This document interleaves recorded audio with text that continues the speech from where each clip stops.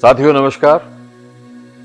आज मैं फिर आपके समक्ष प्रस्तुत हुआ हूं और आज मेरा विचार है कि आपकी जिंदगी में सुअवसर अपॉर्चुनिटी कितनी इंपॉर्टेंट होती है। इसके लिए एक मैं छोटी सी कहानी आपको सुनाना चाहूंगा। सर्दियों का मौसम था और एक गांव में एक महात्मा जी पधारे। सर्दी का मौसम, महात्मा जी को भूख लगी और विश्राम भी करना था, तो गांव में दरवाजा खटखटा दिया एक घर का। तो एक साधारण से इंसान ने दरवाजा खोला और नतमस्तक हुआ और महात्मा जी से पूछा कि मैं आपकी क्या सेवा कर सकता हूं। तो महात्मा जी ने कहा कि मैं बहुत थक गया हूं, विश्राम करना चाहता हूं और भोजन करना है मुझे।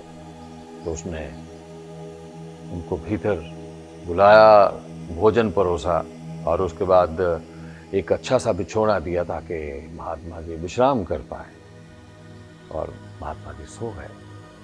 सुबह हुई, महात्मा जी उठे और जाने लगे।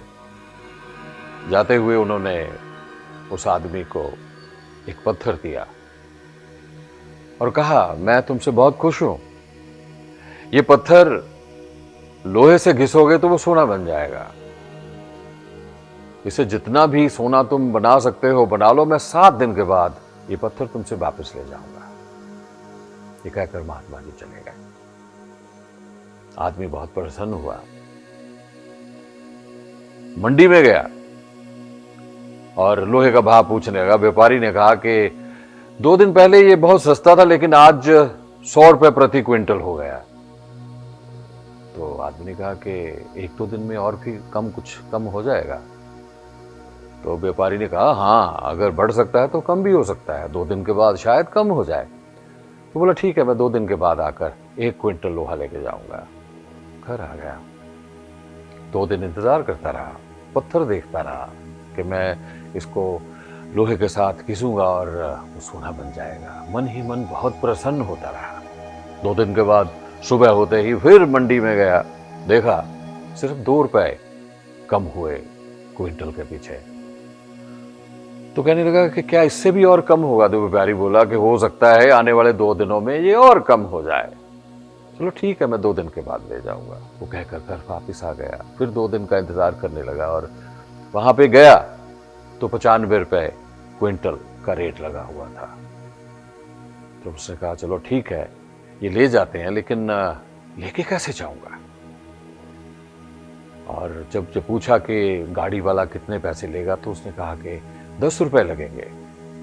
उसने कहा, चलो मैं 1-2 दिन और देखता हूं, शायद इसका भाव कम हो जाए और जो कम भाव होगा उससे मैं गाड़ी का पैसा भी दे दूंगा। और फिर वापस आ गया। इसी तरह करते करते बहुत सारे दिन निकल गए और एक पूरा हफ्ता होने को था। तो वो अभी इसी समंजस में था कि लेके आऊं, लोहा सस्ता होगा तो लेके आऊंगा, नहीं सस्ता होगा तो कैसे होगा। करते करते शाम हो गई। अभी वो जाने ही लगा था कि सामने से महात्मा जी आ गए। महात्मा जी सोच रहे थे कि अब तक तो ये बंदा बहुत अमीर बन गया होगा, लेकिन उसकी वही हालत देखकर उन्होंने पूछ ही लिया कि क्या हुआ? मैं तुम्हें पारस का पत्थर देकर गया था और तुमने लोहे से घिसकर सोना नहीं बनाया क्या? बोला कि महात्मा जी, लोहा बहुत महंगा था, मैं इंतजार कर रहा था कि थोड़ा सस्ता हो जाए तो ही बनाऊंगा। लगा, भले मानस, सोना तो लोहे से पता नहीं कितने गुना महंगा होता है, तू किस व्यथा में फंस गया? बोला, कोई बात नहीं है, मैं आज लेकर आता हूं। बोले, नहीं, तेरा दिया हुआ वक्त पूरा हो गया है।